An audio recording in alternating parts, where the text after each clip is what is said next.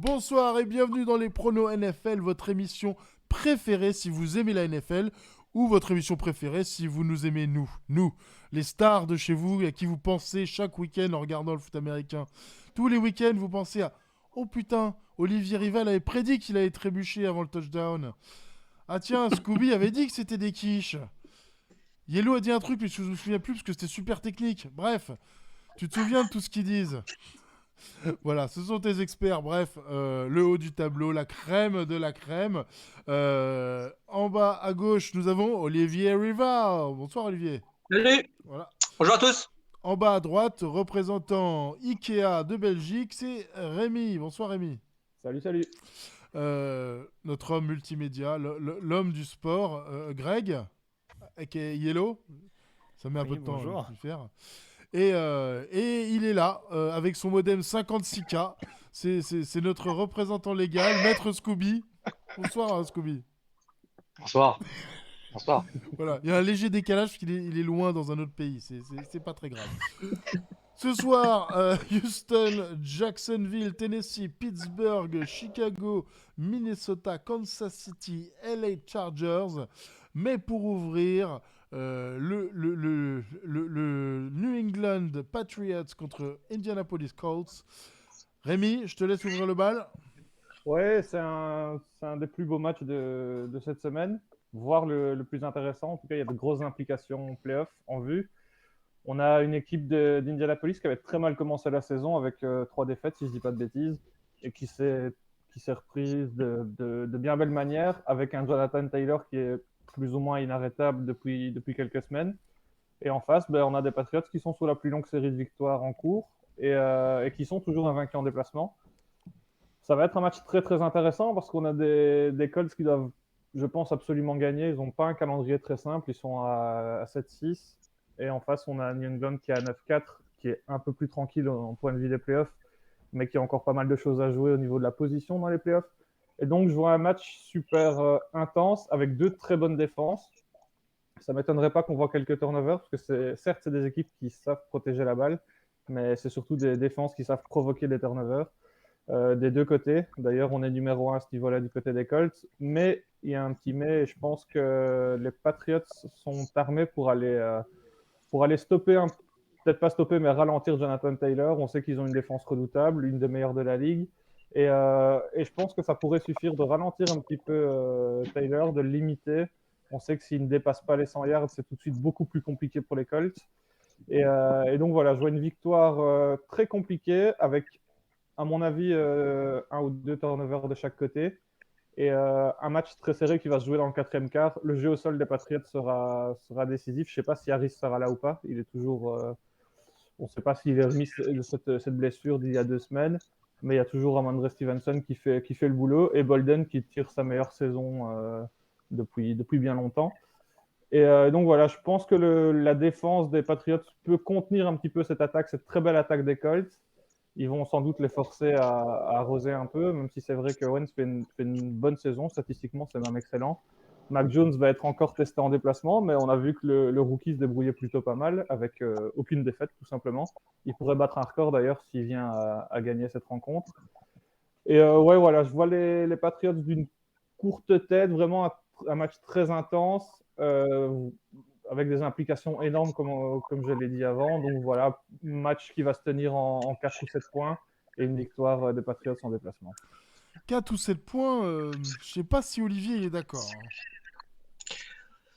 Si, de ce côté-là, je suis d'accord. Je pense que ça va être un match très très serré, effectivement, avec deux équipes qui se ressemblent quand même pas mal sur leurs points forts, en tout cas, beaucoup de runs, beaucoup de défense, beaucoup de turnover, deux coachs qui préparent très très bien leurs équipes.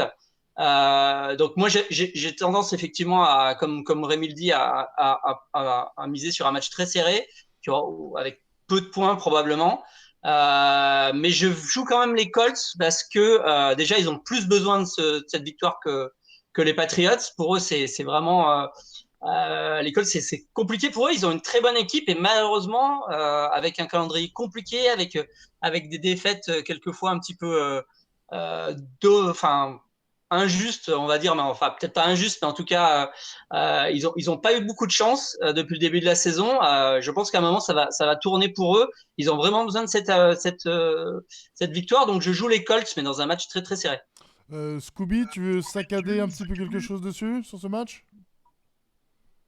Je vais être très bref parce que c'est un match, comment dirais-je, il n'est pas évident à pronostiquer. C'est quand même deux belles équipes. Les Colts, comme l'a dit Olivier et Rémi, c'est de très très bonnes au sol. Surtout avec Jonathan Taylor qui est vraiment en feu et qui est bien parti pour être le leader à la course de la NFL cette saison. Et de l'autre côté, on a les New England Patriots qui ont renoué avec la victoire après des débuts un peu difficiles, une fin de saison compliquée l'an dernier. Là, les Patriots sont quand même, pour moi, pour le moment, la meilleure équipe de la AFC. Et je pense qu'ils vont réussir à trouver le moyen de ralentir Jonathan Taylor et à réussir à établir leur jeu au sol. Et je vois pas un match avec beaucoup, beaucoup de points, mais effectivement une courte victoire des Patriots. Mais c'est un Mer- match à voir. Merci beaucoup, Scooby. Nous saluons notre camarade FMB qui est en train de se remettre de la maladie à la mode en ce moment. Et avant d'ouvrir Kansas City et les Chargers, il m'a chargé de transmettre un message à Olivier, à savoir Nana, Nana, Nananer. Voilà. Puisque FMB a enfin rattrapé Olivier au classement et qu'ils sont pile poil à égalité et que cette semaine devrait enfin pouvoir départager le leader des experts. Voilà. Sur ce, Olivier, je te laisse ouvrir les Chiefs contre les Chargers. Alors, les Chiefs Chargers, c'est quand même le match sans doute vedette de la semaine. En tout cas, c'est un match qui promet beaucoup du côté des attaques. Hein. On a un très très beau duel de quarterback entre Mahomes et Herbert. Deux équipes qui peuvent marquer beaucoup beaucoup de points. On va dire que les Chargers, ça peut être un match référence pour eux. S'ils arrivent à battre les Chiefs, ils pourraient se placer parmi les favoris de l'AFC en gagnant ce match contre une équipe des Chiefs qui a un grand renouveau après un début de saison qui a été poussif avec des gros problèmes de ligne, des gros problèmes de défense, des problèmes de ligne offensive. Maintenant, ça commence à vraiment être très impressionnant, à bien tourner, commence à nous rappeler quand même les Chiefs de la saison passée et peut-être même ceux d'il y a 2 ans. Donc, on a une équipe qui est très affûtée. On a les Chargers qui ont besoin de cette victoire pour un petit peu marquer leur territoire, pour dire un petit peu aux Chiefs, ben voilà, vous n'êtes plus tout seul dans la FC West. Il va falloir compter avec nous pendant les prochaines saisons, surtout qu'on a un excellent quarterback de deuxième année avec Herbert qui va sans doute rester parmi les grands quarterbacks de la ligue pendant très longtemps. Donc c'est vraiment un match très intéressant qui a beaucoup d'implications pour le tableau des playoffs, pour peut-être même la suite de ces deux équipes. Je vais quand même jouer les Chiefs parce que voilà, ils ont l'expérience de ce genre de grand match. Ils sont très très impressionnants depuis 3-4 semaines. Donc je joue les Chiefs et ça peut vraiment faire un shootout avec 30 points de chaque côté, etc. Donc c'est un match à pas louper en tout cas. 30 points de chaque côté, Greg, qu'est-ce que t'en penses? Oui, on peut être dans ces standards-là, même si en l'occurrence, moi, c'est vrai qu'il y a un duel que je regarde assez près, parce que c'est vrai qu'en l'occurrence, les Chiefs, très clairement, on voit que c'est beaucoup mieux en défense. Hein, je vais rien apprendre à personne.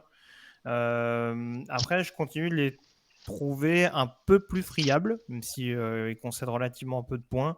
Je continue de les trouver un peu plus friables dans le domaine aérien.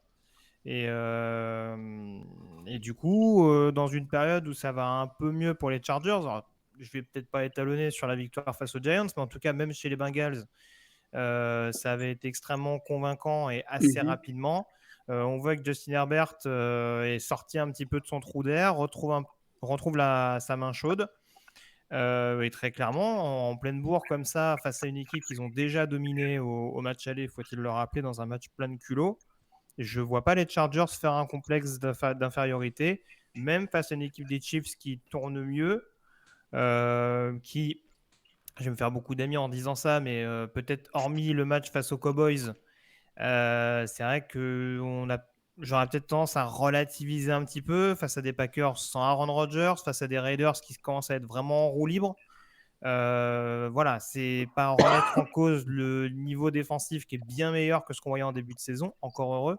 Mais c'est un peu ce qui me fait dire en effet que dans un match où il peut y avoir beaucoup de points, je ne suis pas sûr que paradoxalement ce soit les Chiefs qui aient l'ascendant, surtout que la défense des Chargers, on en parle peu, mais au contraire, je trouve que contre la passe, ils s'en sortent pas trop mal depuis le début de la saison, notamment avec des profils comme Derwin James ou Michael Davis.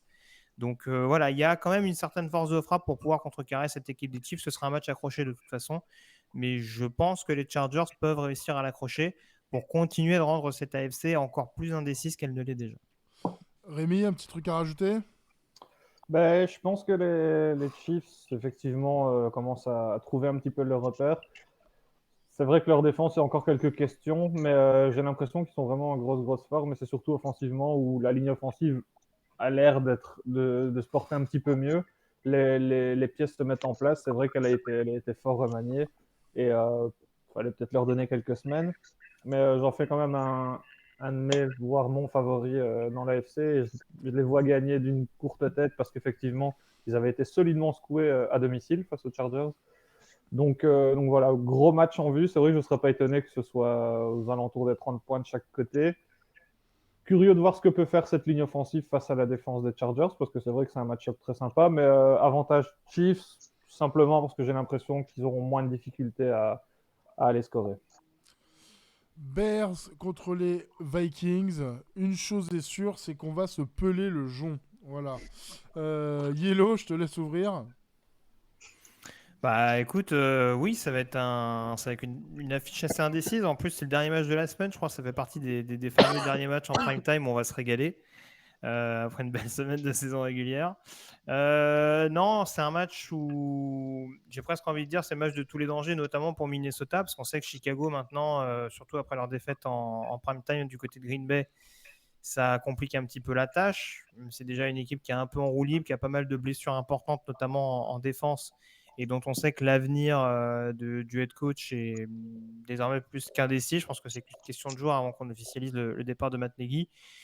Maintenant, je vois qu'en face, du côté de Minnesota, on n'a pas forcément énormément de certitudes ces dernières semaines. Ça reste toujours aussi régulier au fur et à mesure des semaines, quel que soit le côté du ballon. Et sur des Bears Vikings, très franchement, c'est très rare de voir une équipe rafler les deux matchs. Et donc je me dis, ça ressemble typiquement au match piège justement sur lequel tombe Minnesota depuis le début de la saison. Donc très franchement, face à une équipe des Bears qui peut éventuellement leur poser des problèmes au niveau du jeu au sol notamment, j'aurais tendance à aller peut-être du côté de Chicago. Mais encore une fois, je ne serais absolument pas surpris que Minnesota aille la chercher celle-là. Ils n'ont peut-être pas les corners suffisants pour pouvoir stopper sur la durée les receveurs adverses, ça j'entends. Mais très concrètement, ouais, je pense que Chicago, en tout cas, on voit que malgré les blessures que j'évoquais, la défense continue d'être au diapason malgré tout. Qu'ils ont tenu au moins une bonne mi-temps face à Green Bay avant logiquement de craquer, hein, parce que mine de rien, voilà, en face, il y avait quand même de quoi faire. Donc voilà, je promets pas un beau match, très clairement, mais on a vu que cette équipe de Chicago, même si elle est très frustrante, je pense, pour les fans des Bears depuis le début de la saison, c'est une équipe notamment en prime time qui était capable de poser des soucis. Je parlais du match à Green Bay, il y a ce match à Pittsburgh également très controversé notamment. Donc voilà, faut peut-être pas enterrer si facilement les Bears et je les vois peut-être réussir à mettre à mal des Vikings qui restent toujours un petit peu dans le doute. Et là aussi, pour qui l'avenir au poste de head coach n'est pas forcément plus reluisant à l'heure où on se parle. Rémi, toi, tu es en accord avec ça? Ben, je suis en accord avec pas mal de points, surtout sur l'irrégularité des deux équipes. Bien que j'ai l'impression que les Bears aient été un peu plus réguliers dans la défaite dernièrement, avec cette défaite en 8 matchs. Ils ont réussi à accrocher une victoire de peu et de manière un petit peu hasardeuse face aux Lions. Donc voilà, j'ai l'impression que les Vikings sont mieux armés simplement offensivement. On a un Kirk Cousins qui, malgré tout, réalise une belle saison. Statistiquement, c'est même excellent. Et en face, on a des quarterbacks qui ont un peu du mal à trouver leur cible. Alors oui, le jeu au sol est pas mal. Mais j'ai l'impression que ce ne sera pas suffisant pour tenir le coup. Le seul avantage des Bears, c'est peut-être de jouer à domicile. Ce n'est pas un déplacement évident. Jouer en extérieur pour une équipe qui joue en intérieur, c'est jamais facile. Mais je pense quand même que l'attaque des Vikings, qui retrouve un Dalvin Cook qui a été excellent au dernier match, pourrait peut-être prendre le dessus assez rapidement dans ce match et garder une avance certaine. Parce que si on force les Bears à balancer la balle, ça finit souvent en turnover machine de ce côté-là. Et donc voilà, gros avantage non, mais je me donne quand même un bel avantage aux Vikings sur cette rencontre. Merci Rémi. C'est vrai que vous nous faisiez penser tout à l'heure, c'est le retour des matchs le samedi. Et ça, c'est très sympa vu qu'il fait froid et que de toute façon, on n'a plus le droit d'aller danser. Autant rester à la maison et mater du foot US, je veux dire. C'est on ne peut plus naturel. Tennessee, Pittsburgh, Yellow. Qu'est-ce que t'en penses? Ah bah écoute, j'aime bien les surprises avec les équipes qui reçoivent. Donc là aussi, pour le coup, alors c'est un peu différent des Bears, mais on reste typiquement sur le profil d'une équipe, en tout cas sur ma vision d'une équipe défensive qui va tout donner pour se battre jusqu'au bout. Pittsburgh, en effet, c'est pas ce qu'il y a de plus régulier depuis le début de la saison. Ça aussi, ça reste une des rares équipes qui a été accrochée notamment par Détroit. Certes, dans un match où Big Ben n'était pas là, mais en tout cas où ils ont quand même frôlé la défaite. C'est pas rassurant chaque semaine, notamment défensivement. On se rappelle notamment de leur lourde défaite face aux Chargers dont je parlais tout à l'heure. Après, on a Bengals vu... aussi. Comment? Tu as pris une bonne trouille contre les Bengals aussi, si je me souviens bien. Oui, tout à fait. Oui, en effet, ouais, c'est vrai que défensivement, c'est pas encore ce qu'il y a de plus constant. Mais je sais pas, cette équipe de Tennessee, alors déjà forcément on peut le dire, il y aura des retrouvailles assez particulières entre Bud Dupree et Pittsburgh. Il me semble que Bud Dupree est prévu, est totalement remis sur ce match. J'ai toujours un doute, parce qu'entre les histoires de Covid et tout, c'est un peu compliqué à suivre. Mais a priori, en tout cas, il devrait être là. Donc c'est vrai que cette défense de Tennessee est meilleure. Mais à mon sens, on voit encore une fois que Pittsburgh fait preuve de caractère, notamment offensivement. Il y a ce match justement à Minnesota la semaine dernière qui est très perturbant parce qu'on ne sait pas trop si c'est Pittsburgh qui a montré de la réaction ou au contraire Minnesota qui s'est endormi. Peut-être un mélange des deux, mais en tout cas, on voit que Pittsburgh est souvent dans les matchs. On voit qu'ils arrivent à empocher certaines rencontres qu'on ne les voit pas forcément récupérer d'emblée. Certes, le match contre Baltimore, ça s'est fait sur un pari en fin de match, mais en tout cas, ils sont allés le chercher.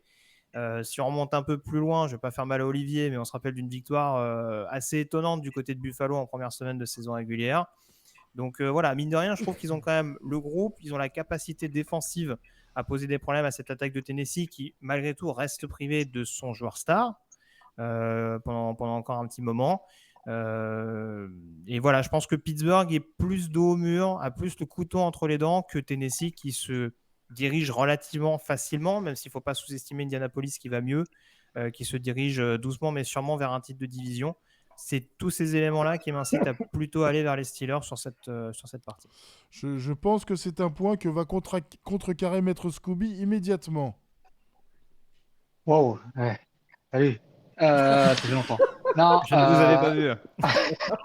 C'était endormi. Bonsoir, qu'est-ce que vous faites dans ma chambre? Non, alors, pas contrecarré surtout parce que sur le fond, il a pas tort. Effectivement, c'était quand même un match assez indécis. J'ai eu beaucoup de mal à savoir qui. Parce que Steelers, c'est assez moyen, on sait pas trop. Et d'un autre côté, c'est vrai qu'ils ont été pas mal contre. Comme j'aime bien le terme de caractère parce qu'effectivement, quand Minnesota, ils étaient menés beaucoup au score, ils ont réussi à remonter et jusqu'au dernier moment, ils ont fait gagner.